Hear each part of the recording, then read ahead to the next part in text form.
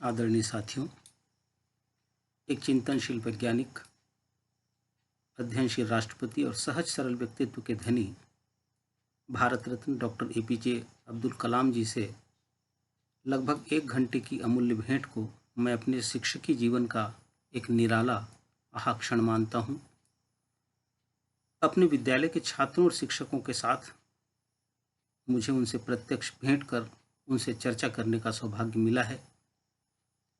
जब हम उनसे मिले, उनका अभिवादन किया, तो बच्चों से मिलकर उनके मुखमंडल पर एक निर्दोष मुस्कान खिल गई थी। अत्यंत सहज भाव से उन्होंने बच्चों से 3 प्रश्न पूछे कि आप कहाँ से आए हैं, मुझसे किस भाषा में बात करेंगे और आप अपने जीवन में क्या क्या बनना चाहते हैं। उनकी इच्छा थी कि इनमें से कुछ बच्चे देश की सेवा के लिए राजनीति में भी आएं। 2020 में देश को विश्व की एक महाशक्ति के रूप में वो देखना चाहते थे, तो उन्होंने बच्चों से सवाल पूछा, do you want to fly? बच्चों ने कहा, yes sir. Then you can fly, we can fly, India can fly, we will be a super power in 2020। और इतना कहकर उन्होंने बच्चों की आंखों में झांक कर देखा। बच्चों की आंखों में एक चमक थी। तब उन्होंने कहा कि जीवन के लिए सीखना और पढ़ना बहुत महत्वपूर्ण है। हमें मूल्यपरक किताबें पढ़नी चाहिए।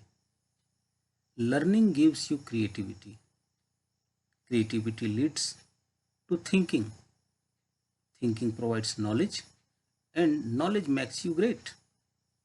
फिर उन्होंने बच्चों से कुछ सवाल आमंत्रित किए।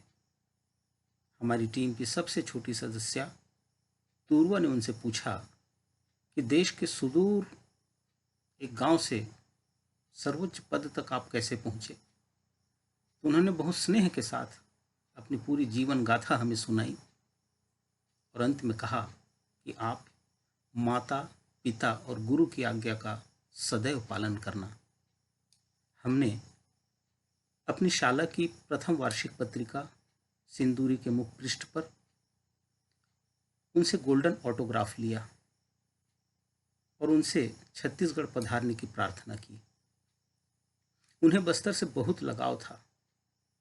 तपाक से उन्होंने कहा, when I come to Chhattisgarh I will come to Siddheshwar. उन्हें हमारी शाला और हमारे गांव का नाम तक याद था। पूरे समय वे बच्चों से बातें करते रहे और उन्हीं की बातें सुनते रहे।